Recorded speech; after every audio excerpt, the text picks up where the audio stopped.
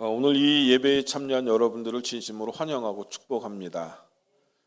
예배 드리는 사람이 가장 멋있는 사람이고 가장 귀한 사람이라고 저는 늘 말씀을 드리는데 그 이유가 있어요. 그건 제가 체험이 있기 때문에 그래요. 여러분, 우리가 하나님의 자녀가 됐는데 이 예배 드리는 자리에 있는 것이 가장 영광스러운 순간이에요. 그래서 저는 주일날마다 여러분들과 함께 인사를 나누기를 원하는데 이렇게 한번 인사 한번 해보시죠. 당신의 존재 자체가 복입니다. 옆에 분들하고 한번 하세요. 다시 한번. 당신의 존재 자체가 복입니다. 또다시 인사를 하는데 이렇게 한번 해보세요. 어떻게 그렇게 맞는 말씀만 하십니까?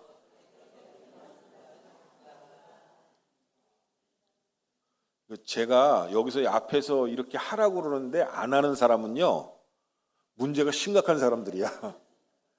뭔가 문제가 있는 사람이야. 사회성이 없거나 아주 목사님 말씀에 불순종하는 사람이요. 그런 사람은 복을 받아야지 그래도. 그죠? 예. 이 주의 종이 할 때 순종하고 옆에 분들하고 하라면 하고 또 말하라면 말하고 할 때에 큰 복이 임하는 줄로 믿으시기를 바랍니다. 오늘날 우리 신앙의 가장 큰 문제는 경계 상실에 놓여져 있다라고 하는 거예요. 오늘날 많은 성도들이 그렇게 이야기해요. 믿음만 있으면 되지 않나요? 교회를 꼭 나갈 필요가 있나요? 코로나 지내고 많은 사람들이 교회를 안 나오고도 신앙생활하는 것을 배운 것처럼 이렇게 이야기를 합니다. 하나님은 사랑이시잖아요. 내가 안 나가도 벌 안 주시잖아요. 그렇게 이야기하는 사람이 늘었다 이 얘기입니다. 그러나 하나님은 분명히 사랑이신 것은 맞는데 하나님은 질서의 하나님이시고 그리고 하나님께서는 경계를 분명히 해놓으시는 하나님이시다라고 하는 것을 알 수 있습니다. 여러분, 출애굽기서에 보면은요, 하나님께서 성막을 지으시도록 명령하셨는데 가장 먼저 짓는 것은 내부가 아닙니다. 그것은 성막 뜰입니다. 왜 그렇습니까? 성소보다 먼저 언급되는 공간, 가장 바깥에 있지만 가장 가볍지 않은 공간, 세상과 하나님의 거처 사이에 반드시 존재해야 할 공간, 성막들은 하나님께 나아가기 전에 반드시 거쳐야 할 구별의 자리이기 때문에 그렇습니다. 여러분, 오늘날 교회가 약해진 거는요, 하나님이 약해진 것이 아니라 성도들의 삶에서 이 뜰이 사라졌기 때문입니다. 그러면 이 성막들이 말해주는 신앙의 본질은 과연 무엇인가? 오늘 본문의 말씀을 통해서 한번 살펴보도록 하겠습니다. 먼저 성막들은 분명한 경계를 가진 공간이라고 하는 사실입니다. 오늘 성막들은 흰 세마포로 둘러싸여서 정확한 길이와 높이, 막대와 줄까지 그리고 세밀하게 규정되어 있는 것을 알 수가 있습니다. 여러분, 9절, 10절 말씀을 이제 화면에 띄워드릴 텐데요. 요거를 같이 다시 한번 읽어보도록 하겠습니다. 먼저 9절, 10절 말씀 읽어주시고 그 다음에 성막들 사진을 게재해 주시기 바랍니다. 우리 다 같이 큰 목소리를 한번 읽어보실까요? 시작.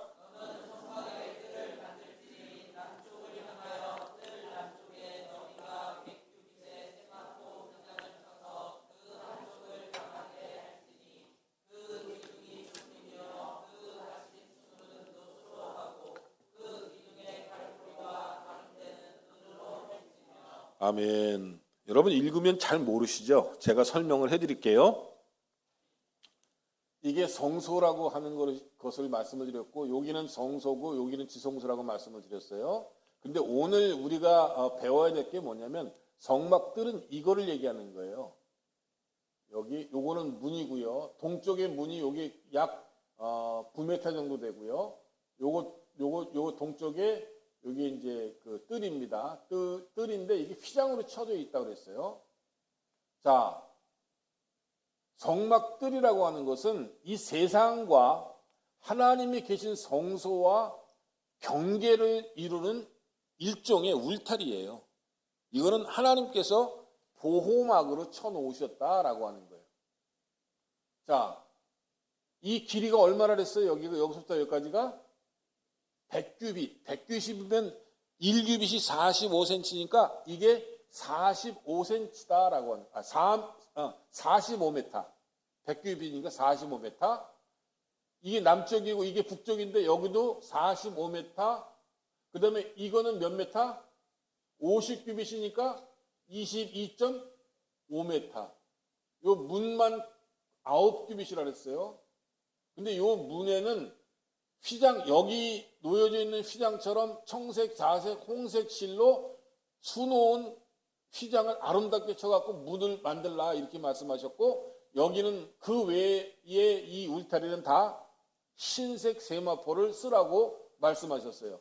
그리고 이거 2, 3, 4, 5, 6, 7, 8, 9, 10, 11, 12, 13, 14, 15, 16, 17, 18, 19 몇 개? 20개. 그 다음에 여기 몇 개? 반이니까 10개. 그 다음에 여기 저기 받침대가 뭐라 그랬어요? 받침대가 노시라 그랬고요. 요 휘장을 걸 수 있는 거리하고 이 가림막이 있어요. 그걸 뭘로 하라 그랬어요? 옆에 쪽으로 말하자면 지지하게 만드는 거, 그건 은으로 만들려고 그랬어요. 여러분 이제 아시겠어요? 예, 그래서 이것이 성막들을 구성을 하는데 휘장을 쳐서 하나님의 성소가 계신 곳, 거룩한 곳과 그 다음에 이 세속 세계와 서로 경계를 이루는 울타리, 이것이 바로 성막들이라는 거예요. 자, 그러면 이 성막들을 하나님께서 왜 이렇게 만들라고 하셨겠는가라고 하는 거예요. 그것을 오늘 그 의미를 우리가 알아야 되는데요. 이 성막들은 하나님께서 세속과 하나님이 계신 거룩한 곳을 구별하기 위해서 만드신 그러한 경계선이다라고 하는 거예요. 여러분, 이 경계선이 무너지면요, 우리의 신앙 자체가 무너진다고 하는 것을 여러분 기억하셔야 돼요. 우리가 하나님을 섬긴다고 하면서요, 하나님은 거룩하시고 참되시고 의로우시고 그리고 영광 가운데 계신 분입니다. 우리는 하나님을 사실은 볼 수가 없어요. 그리고 어떻게 보면 하나님께 나아갈 수도 없는 존재가 우리 죄인들입니다. 왜? 죄가 있기 때문에. 그런데 이 성막 문을 상징하는 것은 누구를 상징하는 거예요? 예수 그리스도를 상징하는 거예요. 예수 그리스도의 보혈로 말미암아 우리가 하나님 앞에 나아갈 수 있는 존재가 되었다고 하는 것을 말씀하고 있습니다. 자, 그러면 여러분, 이 성막의 이 세마포는 무엇을 상징한다고 볼 수 있습니까? 아까 흰색으로 하라 했는데 이것은요, 의와 순결, 거룩을 상징하고 있다라고 하는 거예요.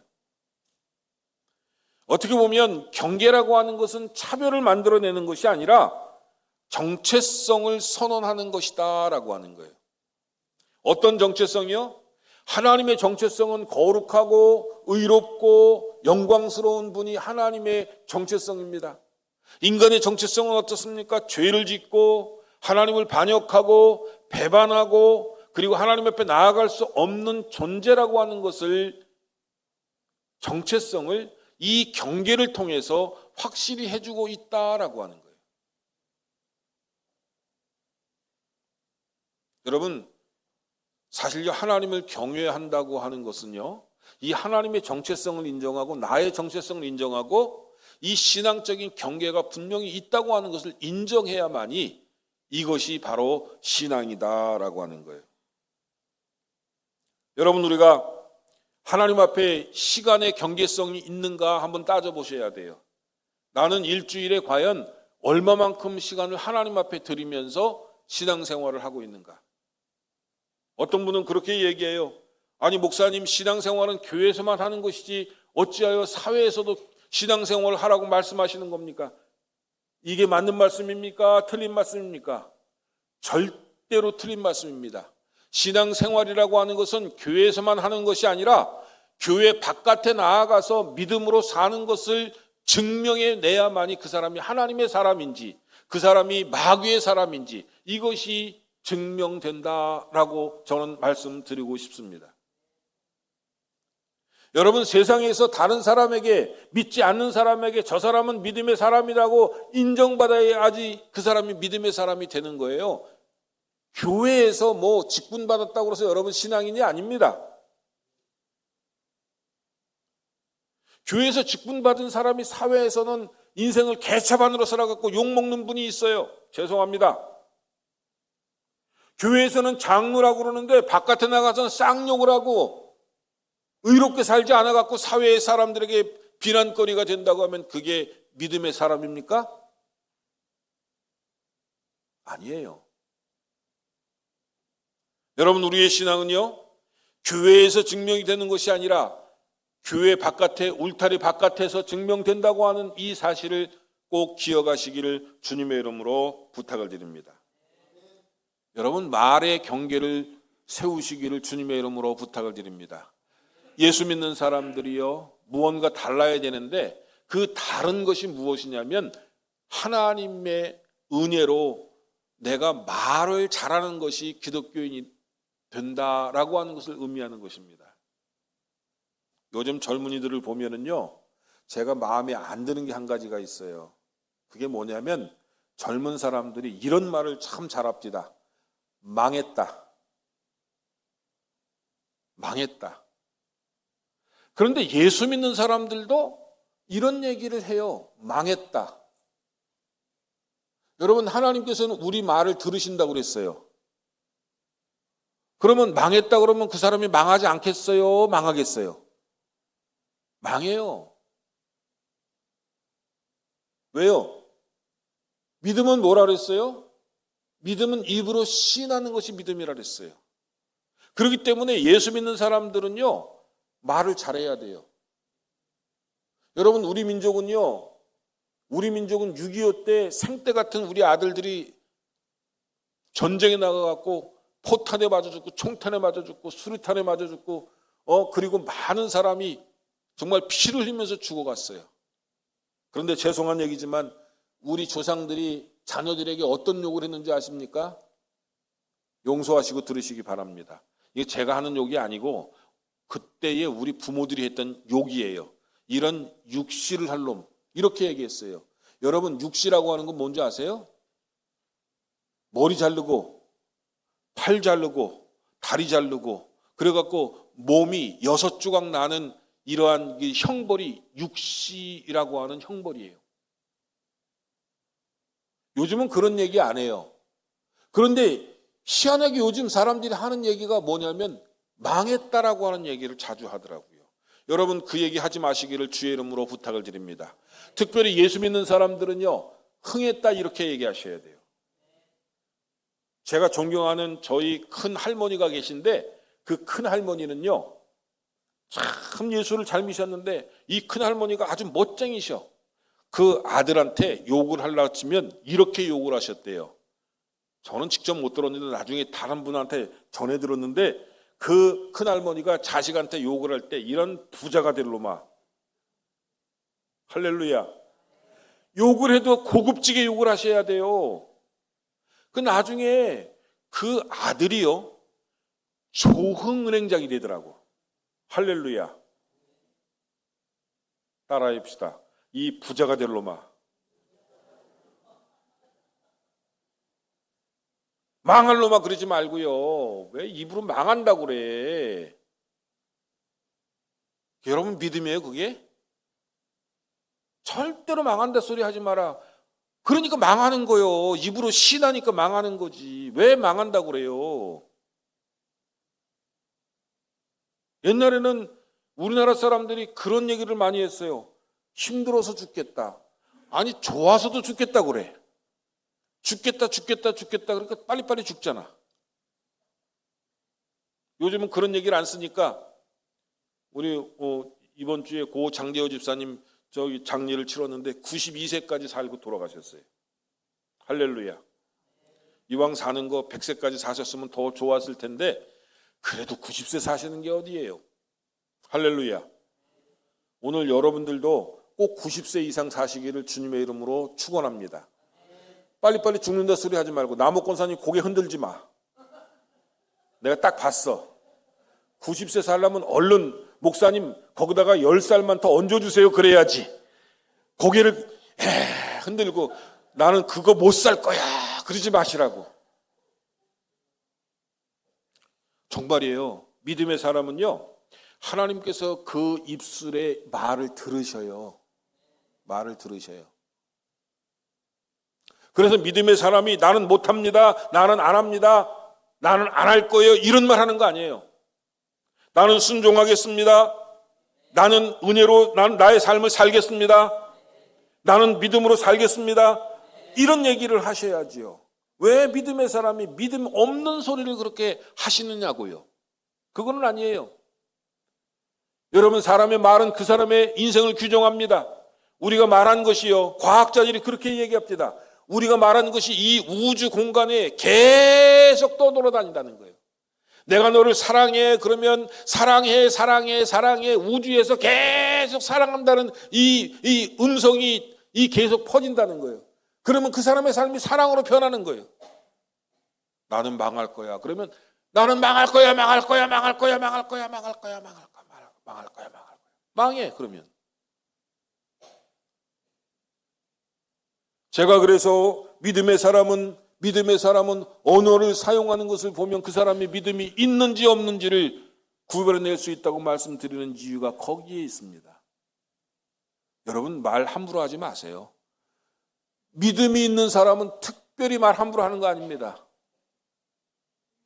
말 함부로 하는 거 아니에요. 여러분, 하나님 앞에 우리의 말이 곧 기도입니다. 사람이 입으로 신하여 구원에 이른다고 얘기했는데 그처럼 말이 얼마나 중요한 겁니까? 말로 구원을 받기도 하고 말로 구원을 못 받기도 한다 이 얘기입니다. 그러니까 말의 경계를 분명히 세우시기를 주님의 이름으로 축원합니다. 두 번째로요, 성막들은 접근은 허락되지만 변화없는 머물면 허락되지 않는 공간입니다. 여러분, 누구든지 성막들까지는 올 수가 있어요. 그러나 그 이상으로 들어가기 위해서는 반드시 조건이 필요했습니다. 하나님은 가까이 오는 것은 허락하시지만 아무 모습 그대로 머무는 것은 허락하지 않는다라고 하는 겁니다. 여러분, 뜰에 오는 것은 은혜의 시작이지만 완성은 아닙니다. 거룩은 선택사항이 아니라 신앙의 필수적인 과정이라고 하는 것을 말씀드리고 싶습니다. 오늘날 많은 사람들이요, 예수님의 거룩을 닮지 않기 때문에 문제가 되는 거예요. 여러분, 교회 10년 다니고 20년 다니고 30년 50년 다녀도 절대로 삶이 변하지 않는 사람이 있어요. 교회 오기 전부터 그 사람은 욕쟁이였는데 교회에 와서 20년을 신앙생활해도 여전히 욕쟁이로 있다. 이건 문제가 심각한 거예요. 교회 오기 전에 그 사람은 사랑을 하지 않는 사람이었습니다. 남을 섬길 줄도 모르고 결국 이기적인 목적으로 자기 자신만 위해서 살았던 사람입니다. 교회를 30년 다녔는데도 똑같다. 이거는 문제가 너무너무 심각한 거예요. 여러분, 교회에 오시면 신앙으로 그의 삶이 변해야 됩니다. 어떻게 변해야 됩니까? 예수님처럼 변해 가야 마땅하다라고 하는 거예요. 물론 완벽하지는 않습니다. 그러나 변화되는 과정에 있어야 됩니다. 여러분, 교회에 오셔서요, 이렇게 생각하시면 안 됩니다. 나는 교회에 가서 나는 복만 받아야 되겠다. 이렇게 생각하시면 안 된다 이 얘기예요. 여러분, 교회에 오시면은요, 이미 복을 받으신 거예요. 따라합시다. 예수 믿는 것이 가장 큰 복입니다. 예수 믿는 것이 가장 큰 복이에요. 성경 어디에 봐도요, 예수 믿는 것처럼 복은 없어요. 여러분, 예수 믿으면 영원한 영생을 얻었는데 그보다 더 큰 복이 어디 있어요? 여러분, 세상에서 뭐 오복을 얘기할 때 장수의 복, 자녀가 잘 되는 복, 그 다음에 또 무슨 복, 명예의 복, 뭐 이런 복을 얘기를 하지만은요, 신앙 안에서는 그게 복이 아니에요. 신앙 안에서는요, 예수 믿고 구원받고 영생을 얻은 것, 그게 복의 시작이고 복의 끝입니다. 다른 거는요, 다 부수적인 거예요. 하나님이 다 주신 거예요. 이미 다 주신 거예요. 예수 믿은 복 가운데 다 들어있어요. 그러면 우리가 해야 할 일은 무엇입니까? 우리는 예수 믿고 변해야 돼요. 예수 믿고 변해야 돼요. 이기적인 사람이 예수를 믿고 변하면 어떤 사람이 됩니까? 이타적인 사람이 됩니다. 제가 이번 주에 어떻게 하다 텔레비전을 봤는데 옛날에 개그맨으로 유명했던 그 황기수라고 하는 사람, 황기순이라는 사람 알죠? 근데 그 사람이 필리핀에 가고 도박을 해갖고 뭐 150억을 날릴 때나 어쨌든 하여튼 그렇더라고 보니까. 근데 자기 아들을 다른 나라로 유학 보냈더라고요. 왜 그러냐면 그 어느 학교에 가면 쟤는 제 황기순 도박쟁이 아들이라고 맨날 그래갖고 왕따를 당해갖고 한국에서 공부를 못하겠더라는 거예요. 그리고 외국 유학 시켜놓고서는요, 이 황기순 씨가 하는 일이 뭔지 아십니까? 거리에 나가갖고 봉사를 하는 거예요. 이 봉사한 이유가 뭔지 아십니까? 내가 나중에 이 아들이 아버지가 도박을 했다고 하는 것 때문에 언젠가는 분명히 알게 될 텐데 이 도박을 한 거는 지금 지울 수가 없어. 어떻게 그 잘못한 거는 이미 저질러진 물이기 때문에 어떻게 할 수가 없다는 거예요. 그러니 도박한 것을 이제 내가 사회에 나가서 봉사하는 것으로 씻기를 원한다고 이야기하면서 다른 사람에게 봉사하고 섬기고 그리고 매일매일 나가서 사람들을 돌보는 일을 하더라고요. 예수 안 믿는 사람도요, 그렇게 변하더라고요, 보니까. 아니, 그런데 예수를 10년 믿고 20년 믿고 교회를 30년 다녔는데 사람이 안 변한다고요? 이거 뭐가 문제가 있는 거 아닙니까? 아니, 그렇게 설교를 많이 들었으면 뭔가 변화가 있어야 되지 않겠어요? 아니, 그렇게 예배를 많이 드렸으면 뭔가 변화가 있어야 되지 않겠어요?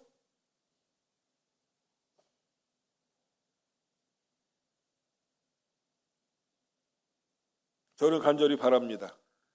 여러분 진짜 예수를 믿고 살아계신 하나님을 믿는다면 경계 바깥에서, 다시 말해서 울타리, 성막의 울타리 바깥에서 하나님을 믿는 것을 증명해 내시기를 주님의 이름으로 부탁을 드립니다.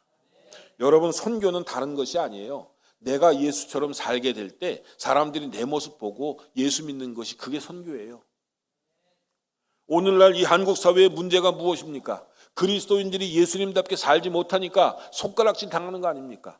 예수님 말씀하신 대로 소금이 짠맛을 내야 되는데 무언가 다른 맛을 짠맛을 내야 되는데 밟히지 않을 터인데 짠맛을 내지 못하니까 그 소금은 아무 쓸데없어 밖에 버려져서 사람들에게 밟힐 뿐이니라, 이렇게 말씀하고 있어요. 뭔가 예수 믿는 사람이 예수 믿는 맛이 없다면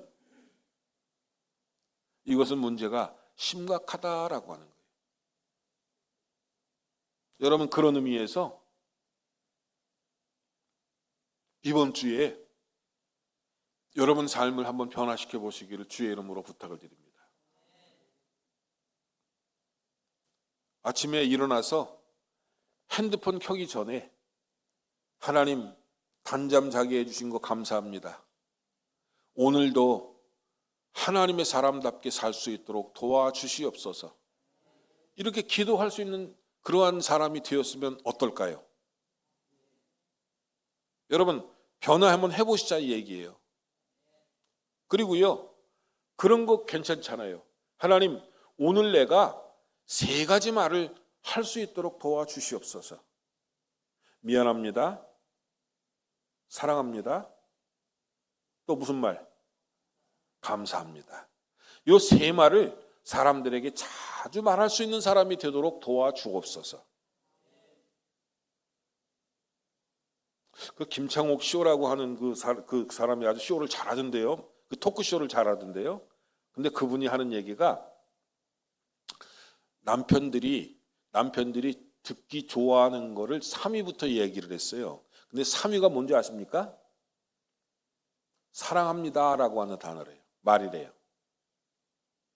그리고 2번째 말이 뭔지 아세요? 2번째 말이 고맙습니다라는 말이래요. 근데 첫 번째 말이 뭔지 아세요?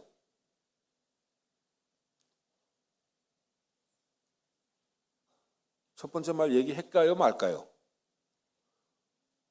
우리 그 유덕이 권사님을 해달라고 그래갖고 유덕이 권사님한테 따로 기속말로 얘기해야 될 것 같아. 남편이 듣고 싶은 이야기는 뭐냐면 지금이 충분해. 따라합시다. 지금이 충분해. 당신 할 만큼 했어. 따라 해보세요. 당신 할 만큼 했어. 무슨 얘기예요? 여태까지 인생 잘 살아왔다고 인정해 주는 거라는 거예요. 여러분, 예수 믿는 사람들이요 맨날 다른 사람들은 욕이나 하고 비난만 하고 그냥 잘못했다고 구박이나 하고 남편 믿거니 하고 그냥 맨날 남편 구박이나 하고 말이 남편 비난이나 하고 맨날 왜 그렇게 못 사냐고 그냥 맨날 그러지 마시고. 저도 집에서 혼나요. 청소 안 한다고 혼나요. 우리 사모님 저 좀 칭찬 좀 해주세요. 집에서도 칭찬해 주세요. 칭찬해 주세요. 예수 믿는 맛이 분명히 있어야 될 거 아니야. 야, 저 사람은 예수 믿는 맛이 있네. 야, 저 사람 곁에 가면 뭔가 훈훈하고 저 사람 위로가 되고 저 사람 만나니까 이상하게 마음이 따뜻해지고 온기가 느껴져. 예수 믿는 가치가 있어야지요.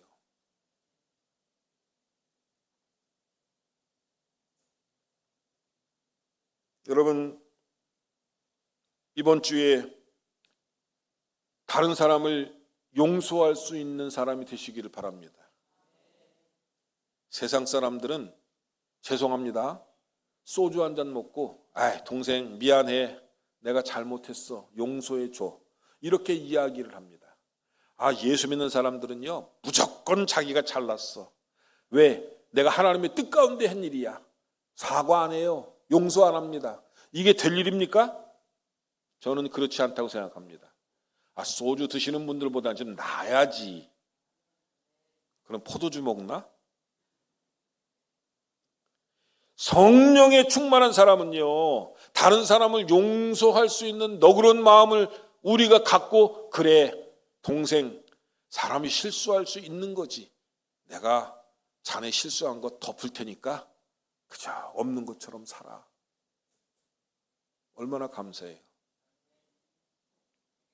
이번 한 주간은 특별히 여러분 사과하는 한 주가 되시기를 주님의 이름으로 부탁을 드립니다. 내가 잘못해놓고선도 사과하지 않으면 그 상대방이 얼마나 불편하겠어요. 잘못했으면 사과하면 돼요. 근데 사과를 안 해. 사과하시기를 주님의 이름으로 부탁을 드립니다.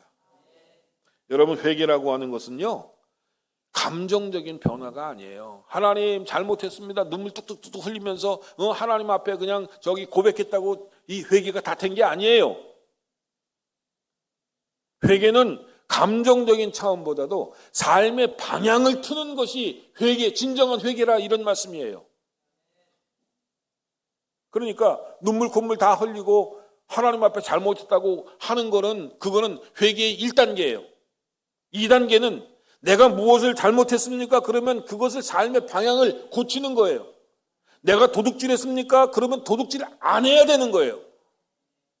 내가 말을 실수를 했습니까? 그럼 말 실수를 안 하는 거예요. 다른 사람에게 상처를 주었습니까? 그러면 상처를 씻어야 되는 거예요. 세 번째로, 성막들은 공동체 전체가 지켜야 할 거룩한 울타리인 줄로 믿으시기를 바랍니다.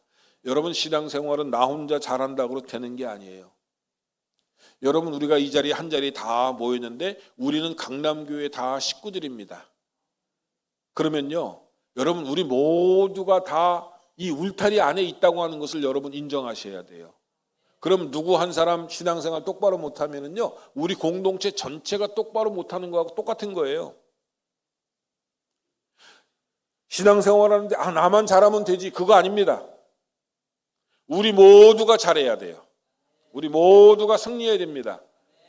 공동체성을 주님은 말씀하고 계시다 하는 의미인 것입니다.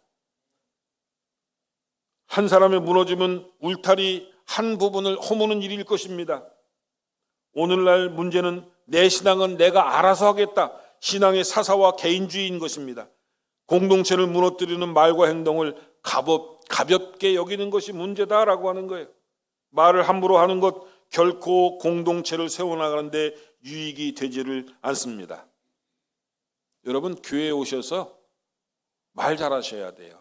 이 교회는요, 비난하는 말, 욕하는 말, 그리고 눈 흘기는 행동하시면 안 돼요.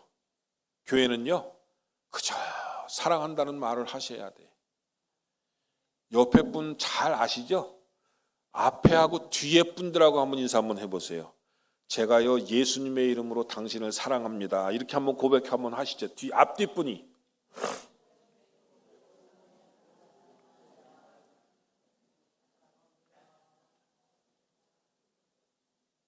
사랑합니다. 그러니까 마음이 어떠세요?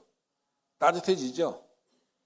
근데 어떤 분은 그렇게 사랑합니다. 인생 팍 쓰면서 사랑합니다. 그러는 분이 있어요. 저는 얼굴이 웃어도 그냥 제가 무서워 보이죠. 사랑합니다. 제가 웃어도 그렇게 보이는데 어쩔 수 없어요. 근데 그래도 말은 사랑합니다. 표현해야 되는 거예요. 다시 한번 해봅시다. 옆에 분들하고 이제는 사랑합니다. 한번 해보세요.